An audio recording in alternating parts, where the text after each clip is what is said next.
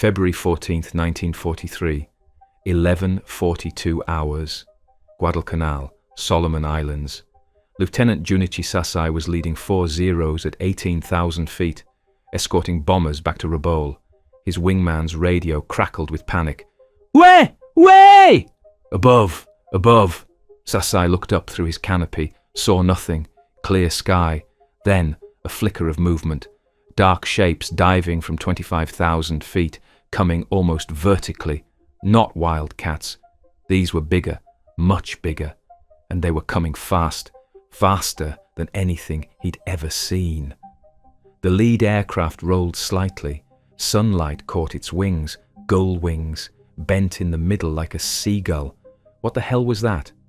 Then the shape resolved into specifics. Huge radial engine, long nose, 4-bladed propeller spinning so fast it was a blur. The aircraft was enormous, had to be half again the size of his Zero. But it was diving like a falcon, speed building past 400 knots, past 450. Sasai had maybe 3 seconds.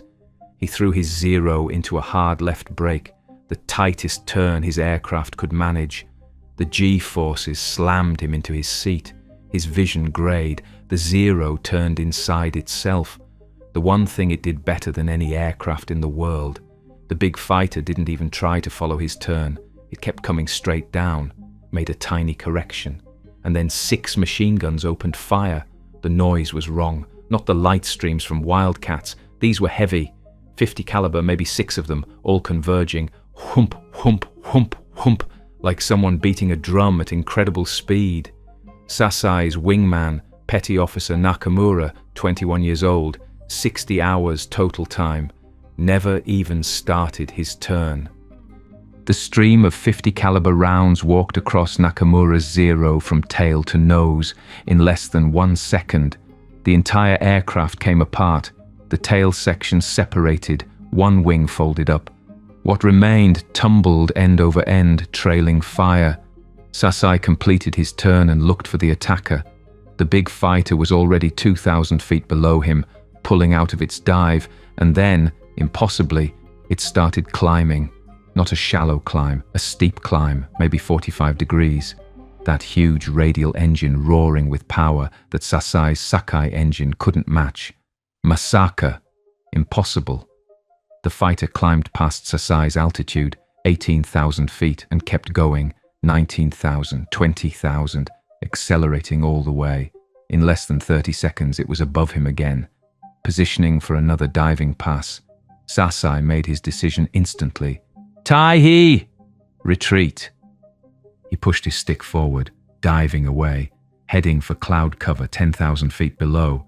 Behind him, the other 2 Zeros in his flight scattered. Running, the big fighters didn't chase them, didn't need to. They'd killed 1 Zero in a single pass, scattered the rest.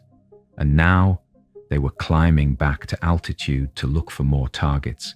Sasai faced a problem that was tactically immediate and strategically revolutionary.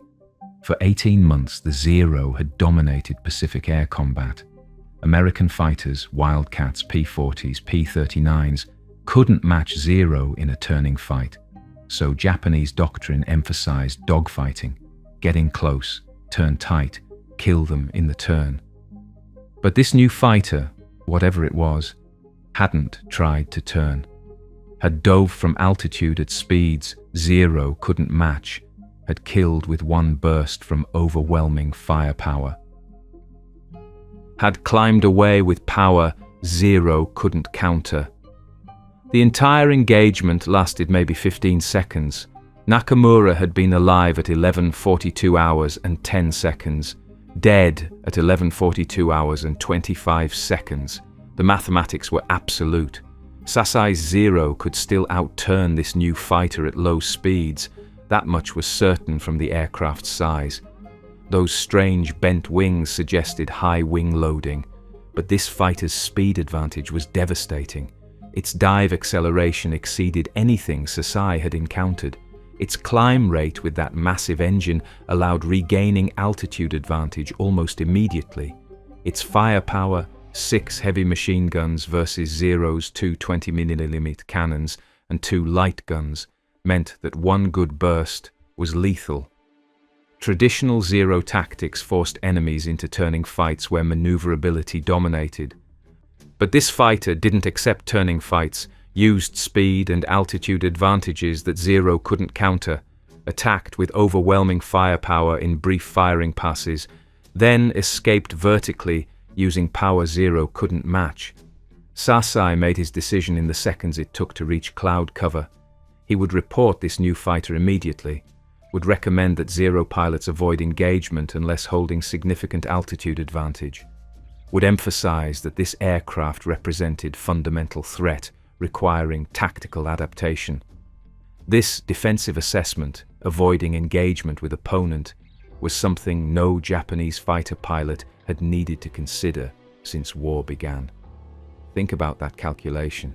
February 1943, Japanese ace with multiple victories encountering American fighter that rendered Zero's advantages irrelevant. An aircraft so fast, so powerful, so heavily armed that the Zero's legendary maneuverability meant nothing, because the engagement never entered the speed regime where maneuverability mattered. What Sasai couldn't have known, he'd just encountered the F4U Corsair, aircraft that would ultimately achieve 11-to-1 kill ratio in Pacific theater, would be called whistling death by Japanese who learned to fear its distinctive sound.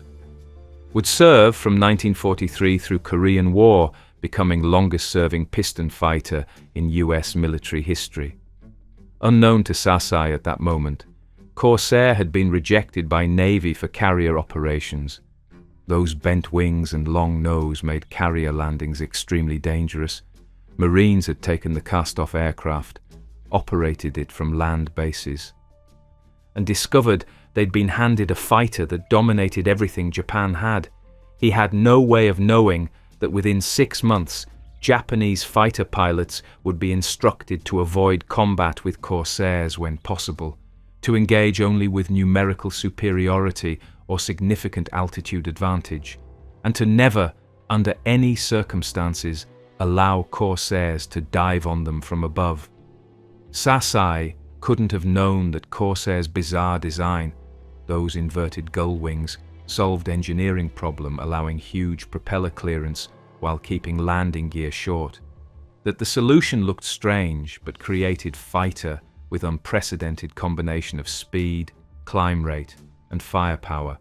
He had no way of knowing that Corsair would become foundation of Marine Corps fighter doctrine, would produce aces like Pappy Boyington and Ken Walsh, would dominate Japanese fighters so completely that by late 1943, Japanese pilots considered encountering Corsairs to be death sentence unless they held overwhelming advantages.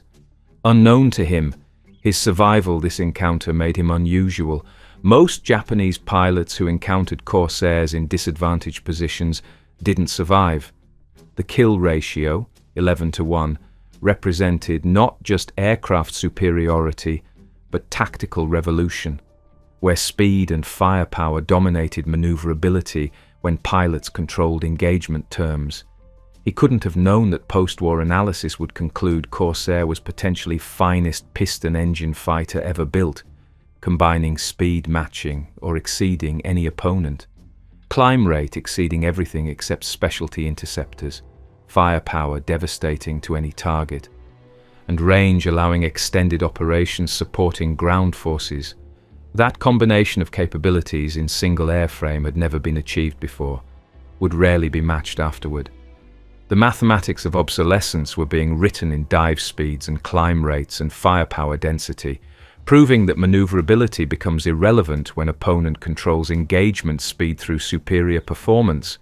Those mathematics would demonstrate that tactical advantages depending on forcing opponents into preferred conditions fail, when opponents possess performance advantages, allowing them to dictate engagement terms instead. By the time Sasai landed at Rabaul that afternoon, shaken, reporting strange new American fighter with bent wings and devastating speed, transformation had begun. From Japanese confidence in Zero's superiority to recognition that Americans had fielded fighter negating every zero advantage. The calculation was clear. Tactics working for 18 months were suddenly obsolete against opponent who refused to fight on zero's terms. 1940 to 1942. 2 years before Sasai's encounter, Zero had established dominance through design philosophy prioritizing maneuverability and range over everything else, creating aircraft that seemed unbeatable in early war. Mitsubishi A6M Zero's design reflected radical trade-offs. Chief designer Jiro Horikoshi faced impossible requirements. In 1937, the Navy told him what they needed: a fighter with range exceeding 2,500 miles. Maneuverability superior to all existing fighters, speed over 330 miles per hour, and armament including 20mm cannons. These requirements contradicted each other. Long range meant carrying fuel, which meant weight. Tight turns meant being light. High speed meant a powerful engine, which meant more weight. Something had to give. Horikoshi's solution was revolutionary and dangerous. Eliminate everything defensive. No armor protecting the pilot. No self-sealing fuel tanks. Extremely light aluminum alloys accepting reduced structural strength. Minimal armament to save weight. Result? The A6M2 Zero weighed about 5,300 pounds empty. American fighters of the same era weighed over 7,000 pounds. That's the difference between a sports car and a pickup truck. The Zero was built to be fast and agile, sacrificing everything else. December 7, 1941. Demonstrated Zero's capabilities. Pearl Harbor attack shocked American forces, watching Japanese fighters perform maneuvers that seemed physically impossible. Aviation machinist mate Donald Briggs was on Ford Island when the attack began. He saw a Zero with red circles on its wings making turns that defied physics. It would flip from one direction to another almost instantly, Briggs recalled years later. Like the pilot was thinking the maneuvers and the airplane just obeyed. Nothing we had could do that. Early Pacific combat proved Zero's dominance. The first 6 months of war told the story. For every Zero that was shot down, roughly 12 Allied aircraft fell from the sky, 12 to 1. Those numbers were crushing. Zero's advantages were overwhelming. Superior maneuverability forced opponents into turning fights where Zero dominated. Superior range allowed escorting bombers across distances Allied fighters couldn't match. Experienced Japanese pilots exploited these advantages ruthlessly.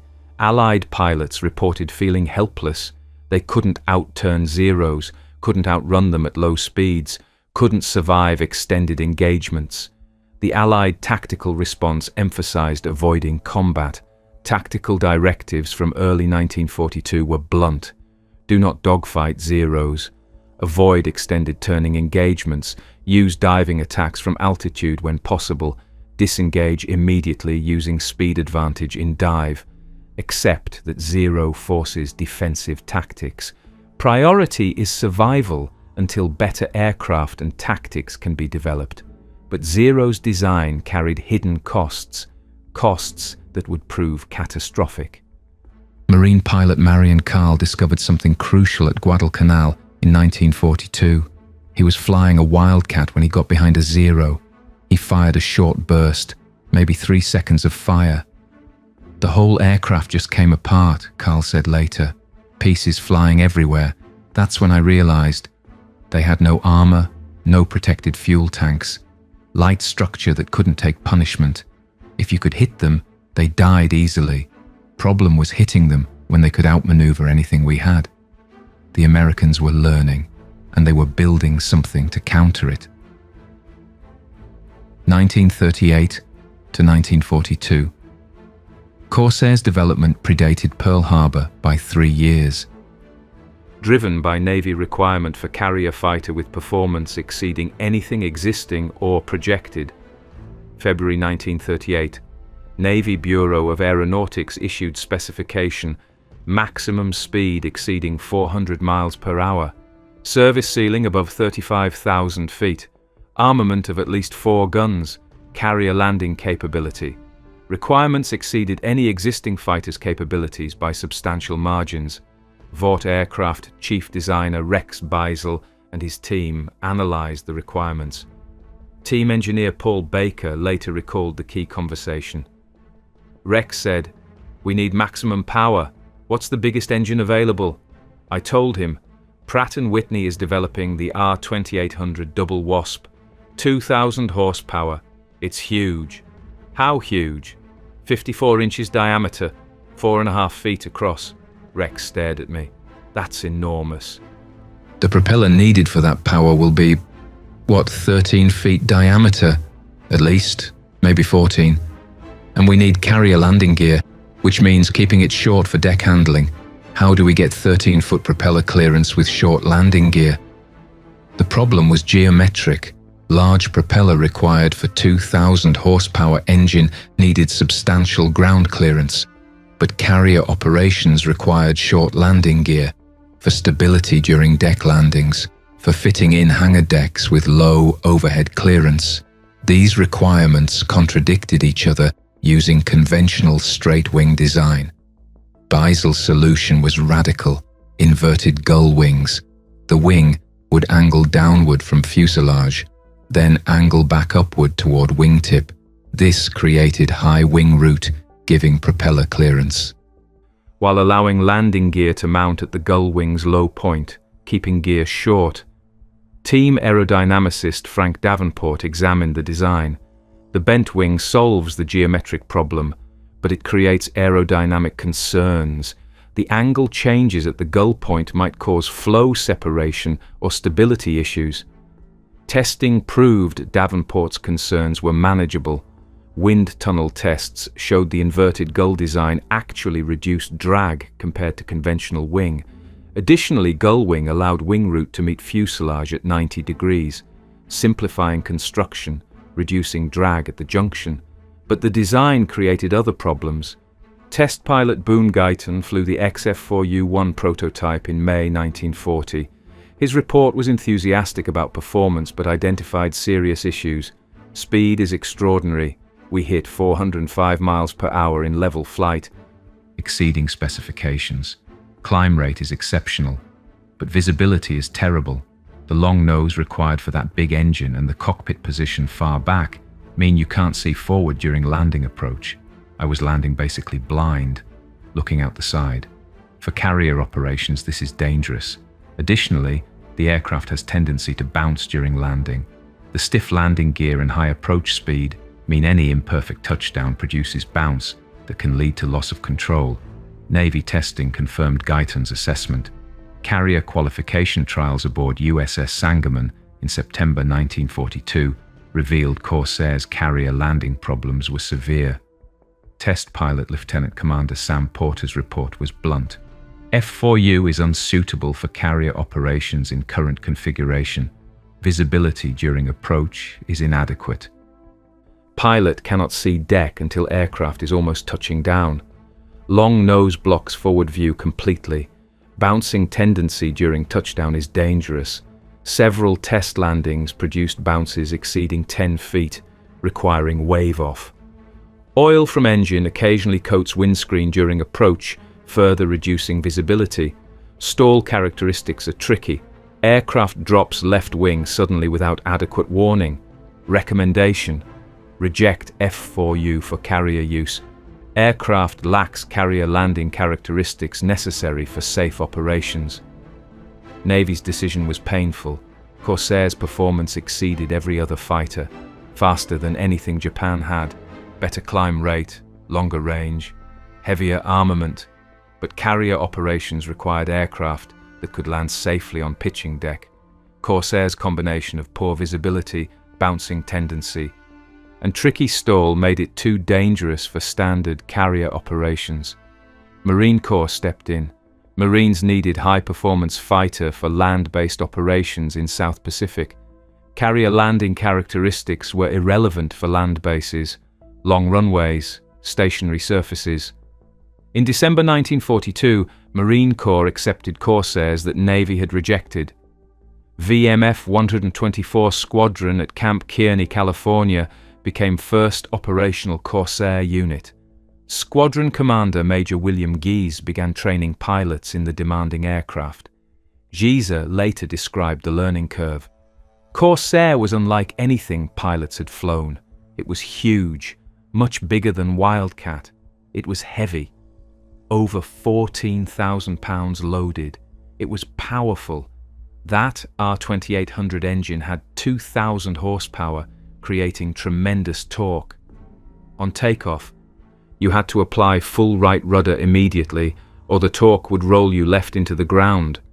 Landing required completely different technique. The long nose meant you couldn't see forward, so we developed curved approach where you looked out the side until final moments. Approach speed was high, over 90 knots versus 70 for Wildcat. Touchdown too fast and you'd bounce. Touchdown too slow and you'd stall and drop hard. Sweet spot was maybe 5-knot range. But once pilots mastered it, Corsair was revelation. Speed was intoxicating. We could outrun anything. Climb rate was extraordinary. We'd climb at over 3,000 feet per minute, and the 650 calibers. When all six fired, the aircraft shook. The noise was deafening, and whatever you hit disintegrated. The Marines had their fighter, the castoff that Navy didn't want. It would become legend. February 1943. VMF 124's deployment to Guadalcanal introduced Corsair to combat, producing immediate results that stunned both Americans and Japanese. February 12, 1943. VMF 124 flew first combat patrol. Lieutenant Ken Walsh was leading 4 Corsairs at 25,000 feet. Altitude Wildcats couldn't reach effectively.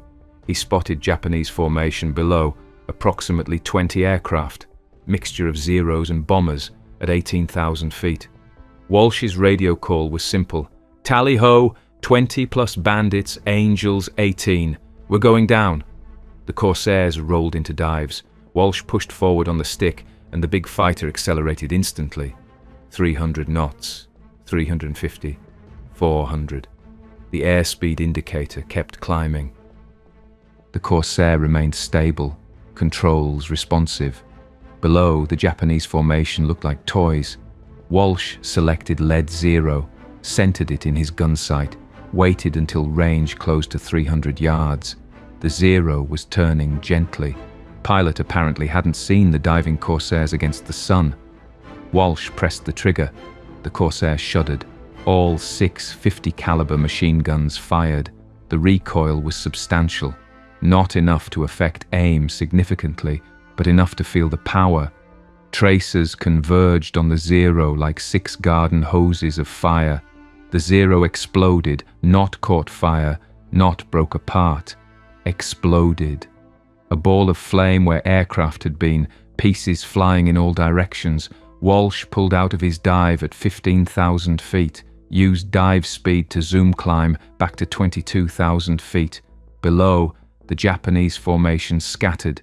2 more Zeros were falling. Walsh's wingman had scored. The remaining Zeros were turning hard, trying to bring guns to bear, but the Corsairs were already climbing away, regaining altitude for another pass.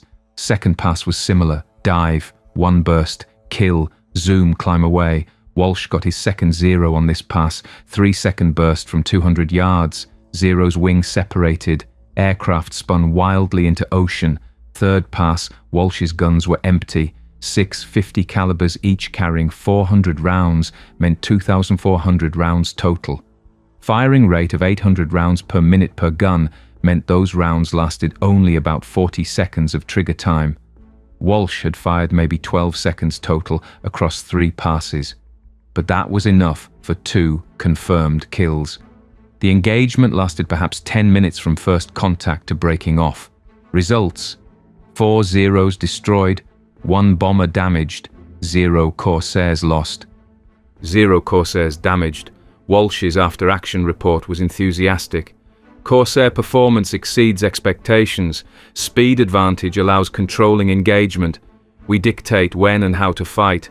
Climb rate allows rapid altitude recovery after each pass. Firepower is devastating. Single bursts produce kills. Japanese fighters attempted turning engagements, but we declined. maintains speed and altitude advantages. Enemy has no effective counter to diving attacks from altitude followed by vertical extension. Assessment. Corsair is decisively superior to Zero when tactics exploit performance advantages. But in his personal diary that night, Walsh wrote something more visceral. Today was slaughter, not a fight, slaughter. We dove on them, killed them, climbed away before they could respond. They tried to turn with us. We didn't even try to turn with them, just kept diving and zooming, over and over, until we ran out of ammunition. It wasn't fair, but after 2 years of Zeros killing our guys, I don't feel bad about it. Japanese assessment from surviving pilots was alarmed. Report from Rabaul Air Group dated February 13, 1943, captured the concern. American forces have deployed new fighter type. Aircraft is extremely large with distinctive bent wings. Performance characteristics. Speed substantially exceeds Zero. Climb rate superior to Zero. Firepower very heavy with estimated 6 heavy machine guns. Tactics. Aircraft attacks from high altitude in steep dives achieving speeds Zero cannot match. Fires single devastating burst, then climbs away using superior power. Zero's maneuverability advantage is irrelevant because enemy does not enter turning combat. Recommendation: avoid engagement with this aircraft type unless holding significant altitude advantage. Do not allow these fighters to position above you. The word spread quickly. Something new was in the Pacific, and it was deadly. 1943. Over following months, Corsair's distinctive sound and devastating effectiveness earned it fearsome reputation. Japanese pilots learned to recognize and dread its approach. The sound was unique. Corsair's air intake, located in wing root feeding supercharger, produced distinctive whistle during high-speed dives. Japanese pilots learned to recognize it. High-pitched scream growing louder, signaling Corsair diving from altitude at over 400 knots. By the time you heard it clearly, the Corsair was already firing, or had passed through, and was climbing away. Japanese Petty Officer Saburo Sakai was an experienced ace who survived the entire war. He described Corsair's psychological impact. We called it whistling death. You would hear that sound and know you had perhaps 2 seconds to react, usually not enough time. The Corsair would appear, dive so fast you couldn't track it, fire one burst, and disappear climbing away.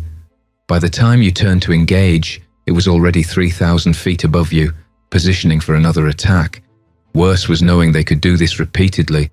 We could turn inside Corsairs. Our Zero still had better maneuverability at low speeds. But Corsairs never fought at low speeds. They maintained over 300 knots always. At those speeds, they could dive on us, shoot us, climb away, repeat the process. We had no counter if they held altitude advantage initially. Marine squadrons developed doctrine optimizing Corsairs' strengths. Major Gregory Boyington's VMF 214 Black Sheep Squadron, operating from Vella La Vella starting September 1943, established tactics that became standard. Patrol at maximum sustainable altitude, typically 25,000 to 30,000 feet. Maintain high speed, over 280 knots even during cruise. Engage only from altitude advantage. Attack in high-speed diving passes. Never follow enemy into turning combat. Use zoom climb to regain altitude after each pass. Break off when fuel or ammunition low. Boyington explained the philosophy in squadron briefing. Corsair gives us every advantage except low-speed maneuverability, which doesn't matter because we don't fight at low speeds. We fight our fight. We control the terms. They can turn inside us all day, but they can't catch us, can't outclimb us, can't escape us when we dive on them. Stay fast, stay high, and we're invincible. Get slow and low, and Zero will kill you. The performance numbers validated Boyington's confidence. Speed. Corsair could hit over 400 miles per hour. Zero topped out around 350. That gap meant Corsair pilots controlled every engagement. They could chase Zeros, but Zeros couldn't catch them. If a Corsair wanted to fight, you fought. If it wanted to leave, you watched it disappear. Climb? Both could climb well initially, but that massive R2800 engine in the Corsair kept pulling even at high altitude.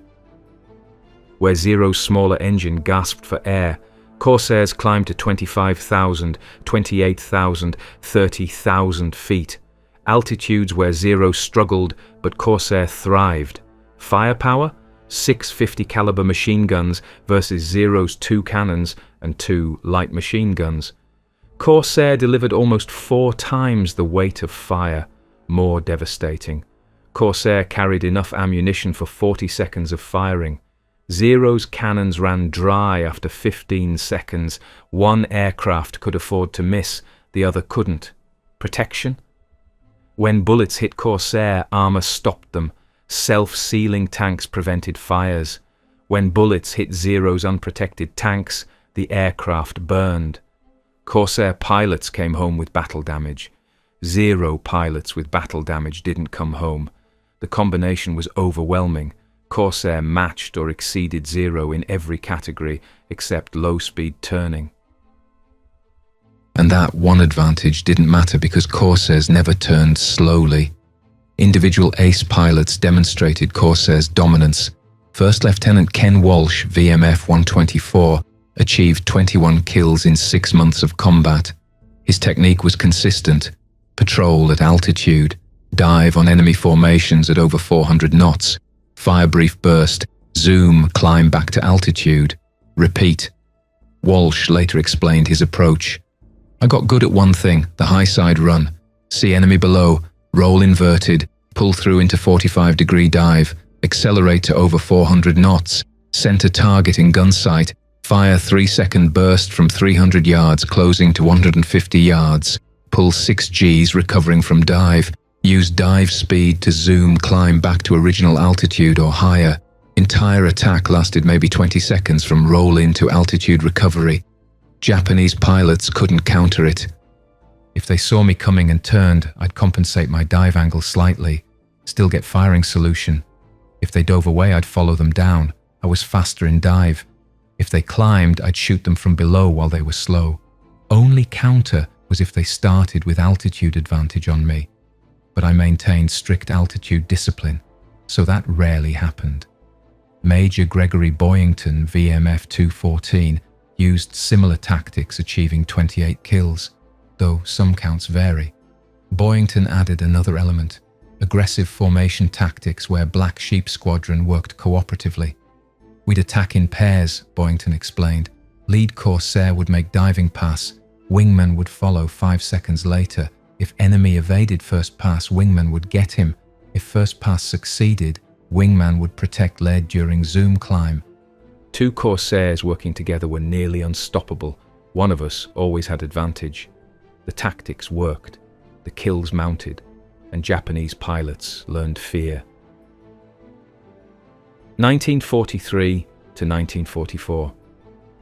Japanese forces attempted tactical and technological responses to Corsair threat, but limitations in pilot training, aircraft production, and operational doctrine prevented effective counters. Tactical directives evolved, attempting to minimize Corsair advantages. Rabaul Air Group Directive, dated August 1943, instructed pilots clearly: when encountering Corsair fighters, do not engage if enemy holds altitude advantage of 3,000 meters or more. If engaged from above, dive immediately to low altitude where Corsair's speed advantage diminishes. Use cloud cover when available. Prevents Corsair from maintaining visual contact during diving attacks.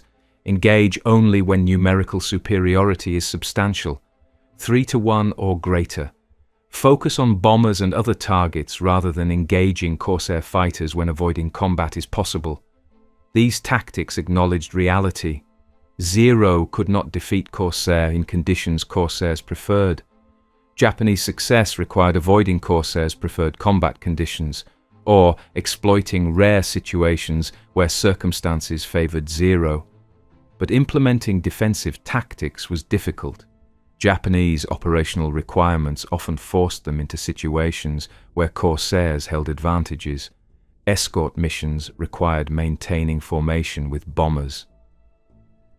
At altitudes and speeds where Corsairs could attack from above, defensive patrols required covering specific areas rather than choosing advantageous positions.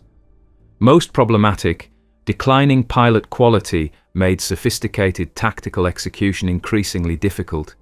Training system collapse paralleled experiences with Hellcat. Pre-war pilot training required 600 to 700 hours, creating highly skilled aviators. By mid-1943, training averaged 300 hours. By 1944, some pilots deployed with barely 100 hours total time. These minimally trained pilots faced American pilots with over 300 hours training plus combat experience, flying aircraft with performance advantages. Results were predictable. Technological responses were attempted, but proved inadequate. Japan developed improved zero variants, A6M5 with slightly better dive speed, A6M8 with more powerful engine, but improvements were incremental. A6M5's maximum speed increased to 351 miles per hour from 331, still 66 miles per hour slower than Corsair. No improvements addressed fundamental issues: lack of protection, light structure, inadequate firepower. More advanced designs like J2M Raiden, Jack, and N1KJ Scheiden, George, offered better performance, but production problems and timing meant they appeared too late and in too few numbers. Additionally, these fighters still couldn't match Corsair's combination of speed, climb, firepower, and protection in single airframe. Most telling, Japanese pilots who survived combat with Corsairs consistently reported feeling outmatched. Post-war interview with petty officer who flew Zeros in 1943 and 1944 captured the sentiment.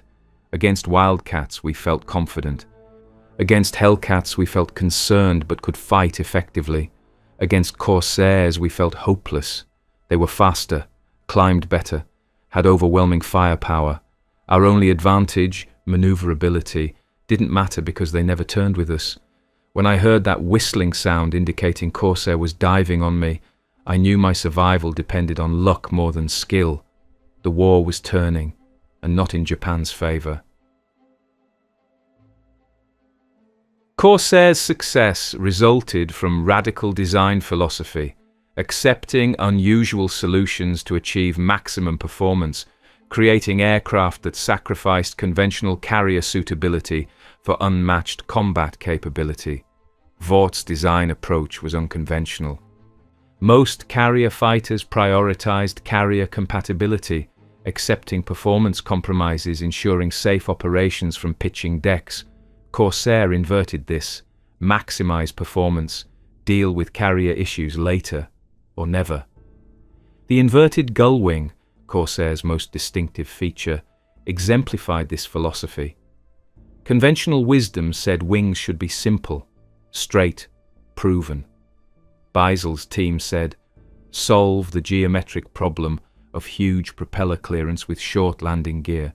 Using unconventional geometry, wind tunnel tests proved bent wing actually reduced drag. Manufacturing complexity was acceptable price for performance advantage. The massive R2800 engine represented similar philosophy.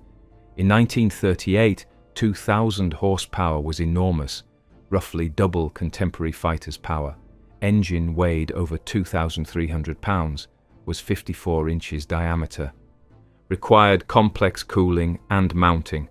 Conventional approach would use smaller, lighter, simpler engine. Corsair team said, use maximum available power. Solve problems it creates.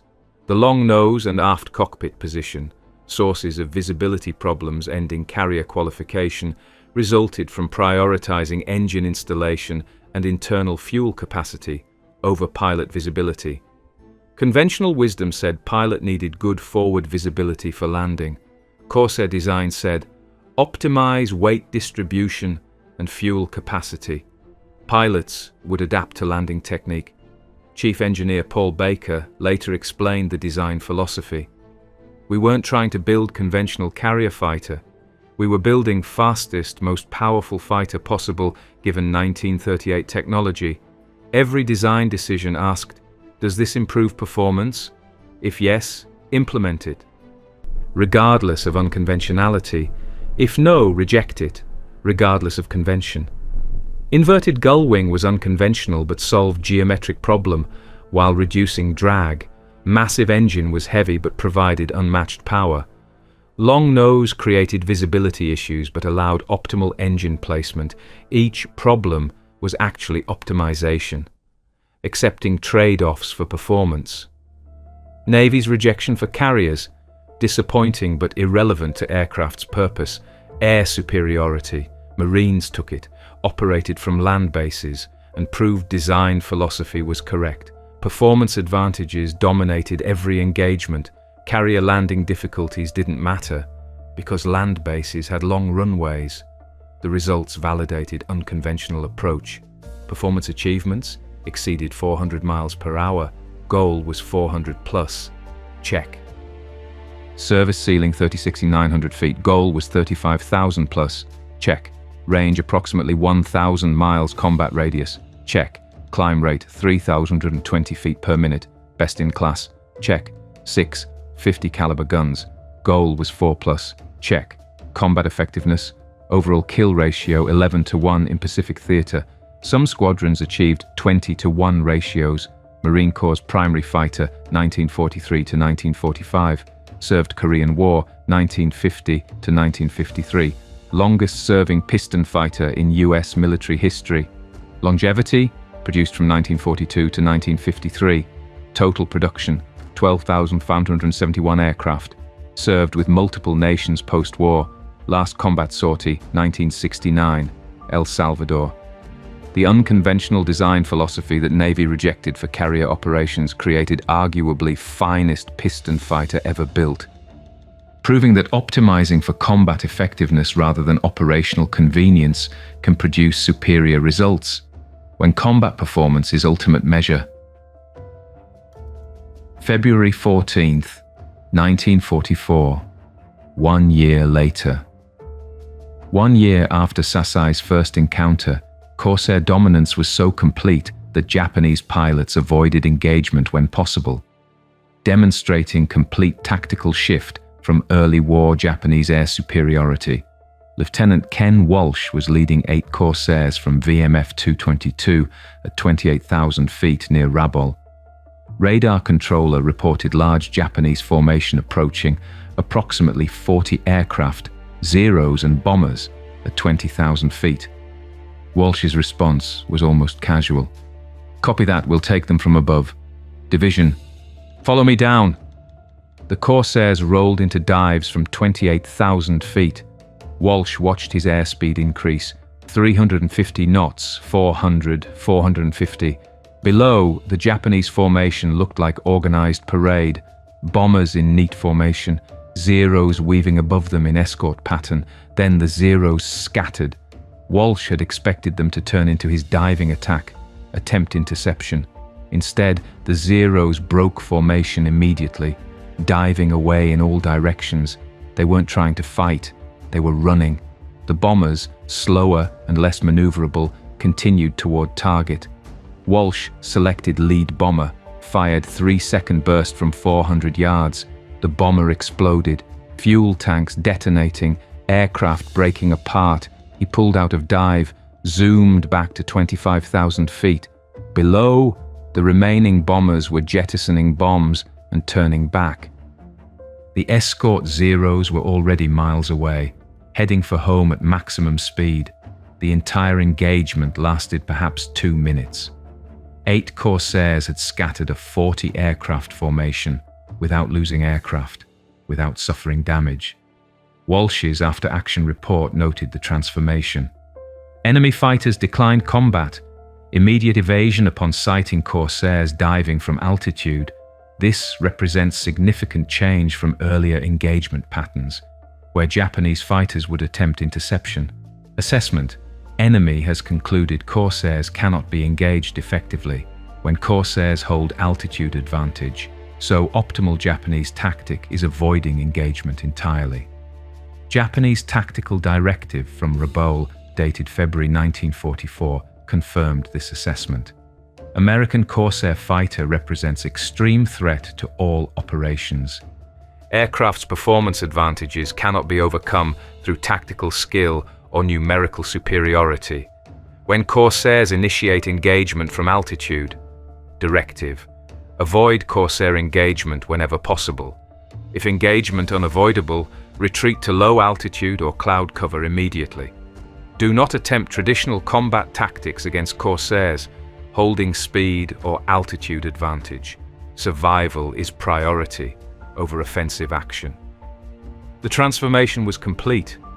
In 2 years, Pacific air combat had shifted from Japanese dominance through zero superiority to American dominance through Corsair superiority, so overwhelming that Japanese doctrine emphasized avoiding combat rather than engaging.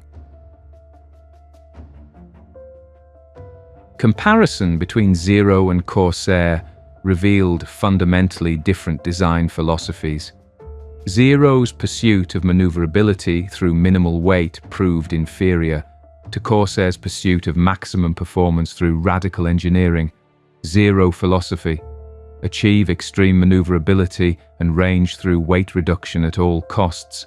Eliminate armor, self-sealing tanks, redundant structure.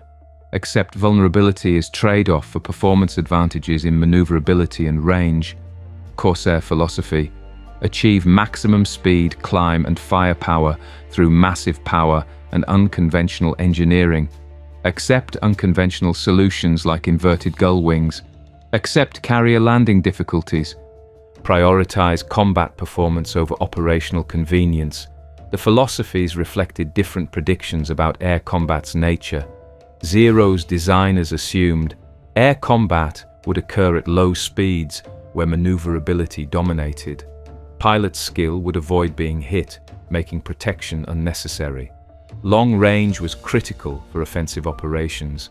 Simplicity in production was important for quantity. Corsair's designers assumed air combat would occur at high speeds where power dominated. Protection was necessary because pilots would be hit regardless of skill.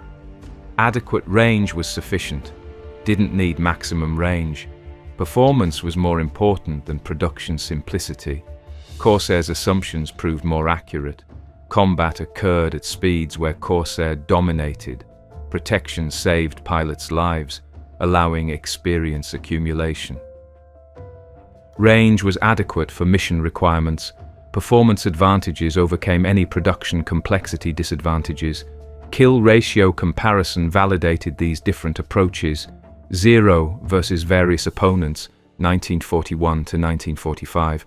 Early war versus Wildcats, 5 to 10 favoring Zero. Mid to late war versus Hellcats, 1 to 5 or 1 to 10 favoring Americans. Mid to late war versus Corsairs, 1 to 11 favoring Americans. Corsair versus various opponents, 1943 to 1953. Pacific World War II, 11 to 1 overall. Korea, approximately 5 to 1. Different opponent. Jets and ground attack. Most successful squadrons, 20 to 1 ratios. Survivability comparison told the story clearly. Zero pilot average survival, 1944 to 1945, approximately 5 to 8 missions before death. Corsair pilot average survival, 1943 to 1945, approximately 50+ missions before loss. This differential resulted from protection philosophy. Zero pilots died from hits that Corsair pilots survived.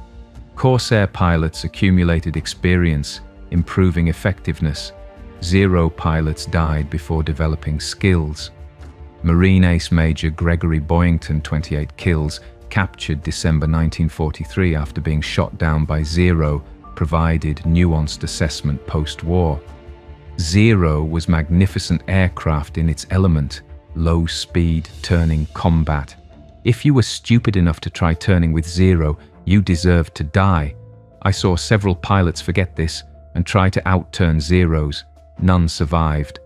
But Corsair gave us every tool to avoid Zero's strengths while exploiting its weaknesses. We were faster, could control engagement range, we climbed better, could maintain altitude advantage. Our firepower was devastating. killed with single bursts. And our protection meant we survived mistakes that would have killed Zero pilots. I was shot down by Zero, but only because I violated doctrine, by getting slow and low after kill. Skilled Japanese pilot caught me in vulnerable moment. Even then, I survived because Corsair's protection kept enough of me alive that I could bail out. Zero pilot in same situation would have burned to death. Corsair wasn't invincible, but it was about as close to invincible as piston fighter could get when flown properly. Zero was obsolete by 1943, not because Zero was bad aircraft, it wasn't, but because Americans had built aircraft specifically designed to negate Zero's advantages, while exploiting its weaknesses.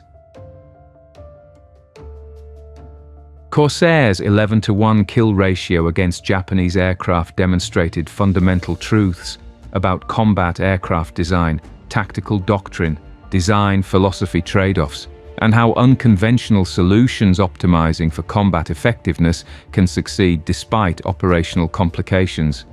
First lesson: unconventional engineering solutions accepting operational complications can produce superior combat effectiveness when unconventionality serves performance optimization rather than being different for its own sake. Corsair's inverted gull wings were bizarre, creating skepticism, eventually leading to Navy carrier rejection, but bent wings solved geometric problem, allowing huge propeller clearance with short landing gear, while actually reducing drag compared to conventional solutions. Long nose and aft cockpit created visibility issues, but optimized engine placement and fuel capacity. Each unconventional feature served performance rather than aesthetics. Result: aircraft with unprecedented speed, climb, and firepower combination. Modern militaries should prioritize combat effectiveness over conventional appearance or operational convenience. When unconventional approaches deliver measurable performance advantages, looking strange is acceptable if function is superior, while conventional appearance providing inferior performance is unacceptable, regardless of familiarity. Second lesson: combat performance advantages dominate operational disadvantages. When performance determines engagement outcomes, and when operational issues can be managed through training or doctrine modifications. Navy rejected Corsair for carriers because landing characteristics were dangerous. This rejection seemed reasonable. Carrier operations required safe landing capability, but Marines operating from land bases demonstrated Corsair's combat advantages were so overwhelming that operational complications were manageable through pilot training. Corsairs dominated Japanese aircraft so completely that 11-to-1 kill ratio validated prioritizing combat effectiveness over operational simplicity. Modern weapons systems should be evaluated primarily on combat effectiveness against likely opponents, rather than on operational convenience. Difficult-to-operate systems defeating enemies are preferable to easy-to-operate systems losing engagements, provided difficulty can be overcome through training, rather than being inherent impossibility. Third lesson: maximum power enables tactical flexibility, allowing superior force to dictate engagement terms, preventing opponents from exploiting their advantages, demonstrating that performance superiority in speed and climb allows controlling whether combat occurs and under what conditions. Corsair's 2,000 horsepower engine provided speed and climb rate exceeding anything Japan fielded. This allowed Corsairs to engage from altitude advantage, attack in high-speed dives, and escape vertically. Tactics Zero couldn't counter. Regardless of Zero's superior maneuverability, Zero pilots couldn't force Corsairs into turning fights where Zero dominated. Because Corsairs controlled engagement speed and altitude, performance superiority transformed tactical situation from contested combat to one-sided dominance. Modern forces should prioritize performance advantages in key parameters like speed, acceleration, energy. These allow superior force to choose engagement conditions favorable to own capabilities, while denying opponent ability to employ their strengths. Tactical dominance follows from performance advantages enabling engagement control. Fourth lesson: design philosophy predicting future combat conditions accurately produces superior outcomes, compared to design optimized for past conditions or assumed ideal scenarios that don't occur in practice. Zero's design assumed low-speed maneuvering combat would dominate. Corsair's design assumed high-speed power combat would dominate. Corsair's assumption proved more accurate for 1943 to 1945 combat, as American pilots learned to exploit power advantages while avoiding conditions favoring Zero. This wasn't luck. American design incorporated lessons from early war combat, analyzing what actually occurred, rather than assuming combat would match pre-war theories. Modern weapons requirements must reflect realistic assessment of how future combat will actually occur, based on analysis of recent combat trends and likely enemy capabilities, rather than optimizing for theoretical scenarios or past conditions that won't repeat. Design optimized for probable future combat conditions dominates design optimized for past conditions or unlikely scenarios. Fifth lesson: kill ratio is ultimate measure of combat aircraft effectiveness when mission is air superiority. Validating design philosophy through objective outcomes, rather than subjective assessments of individual characteristics. Corsair's 11-to-1 kill ratio in Pacific Theater proved design philosophy's success. More definitively than any individual performance specification, aircraft wasn't fastest in all speed regimes, wasn't best climbing at all altitudes, wasn't longest range, but combination of speed, climb, firepower, and protection optimized for actual combat produced overwhelming effectiveness. Debates about whether Corsair was best fighter are resolved by kill ratio, demonstrating combat outcomes rather than individual specifications. Modern weapons effectiveness should be measured by outcomes in realistic combat conditions, rather than by specifications in isolated tests. System achieving superior results in actual combat or realistic simulations proves its worth, regardless of whether individual specifications exceed competitors in laboratory conditions. Lieutenant Junichi Sasai survived the war, unusual for Japanese fighter pilots facing American forces in 1943 to 1945. Post-war interviews revealed his perspective on encountering Corsairs throughout the war's final years. First time I saw Corsair? February 1943. I knew immediately this was different from Wildcats we'd been fighting. Speed was shocking, firepower was devastating. My wingman died in seconds. I retreated, reported to command, recommended avoiding these fighters. But we couldn't avoid them. They were everywhere by mid-1943. Every mission, Corsairs would appear above us, dive down at impossible speeds, kill several aircraft. Climb away before we could respond. We tried everything. Diving to low altitude where their speed mattered less. Using cloud cover. Attempting numerical superiority. Nothing worked consistently. When Corsairs held altitude advantage, engagement outcome was predetermined. We would lose several aircraft. They would lose none. By 1944, I was instructing remaining Zero pilots. Most were teenagers with 50 to 100 hours total time. I told them, if you see Corsairs above you, run. Don't fight. Don't be brave. Run. Survival is success. This was opposite of everything we taught early in war, when Zero dominated and we told pilots to attack aggressively. I survived by being extremely cautious, maintaining altitude discipline, avoiding combat when disadvantaged, retreating when Corsairs appeared. Most pilots didn't survive. Not because they weren't brave or skilled, because Corsair gave Americans overwhelming advantages that skill couldn't overcome when they controlled engagement terms. Post-war, I flew Corsair that Americans left in Japan. Experience was revelatory. Aircraft felt powerful, stable, forgiving. Visibility was terrible during landing. I understood why Navy rejected it. But in combat, visibility didn't matter. Because you maintained speed and altitude, preventing opponents from getting behind you. When I flew this aircraft that had killed so many of my friends, I understood. We never had chance. Once Corsairs appeared in numbers, Zero couldn't compete with aircraft designed specifically to negate every advantage Zero possessed. The 12,571 Corsairs produced during 1942 to 1953 represented unconventional design philosophy's vindication.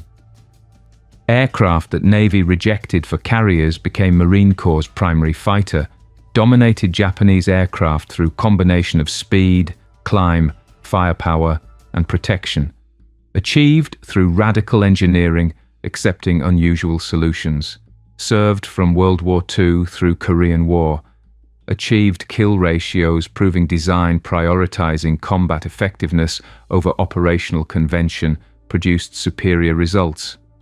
By war's end, Corsair, having achieved 11-to-1 kill ratio, demonstrating complete tactical dominance over Japanese aircraft, the mathematics proving that unconventional engineering optimizing for combat performance succeeds despite operational complications. When performance determines engagement outcomes, were written through thousands of engagements, where Corsairs controlled tactical conditions, exploiting performance advantages, while preventing opponents from employing their strengths. The bent-wing bird that Navy didn't want became Marine Corps legend, that Japanese pilots learned to fear, proving that sometimes the castoff becomes the champion. When operational complications are acceptable price for combat effectiveness that overwhelms opponents,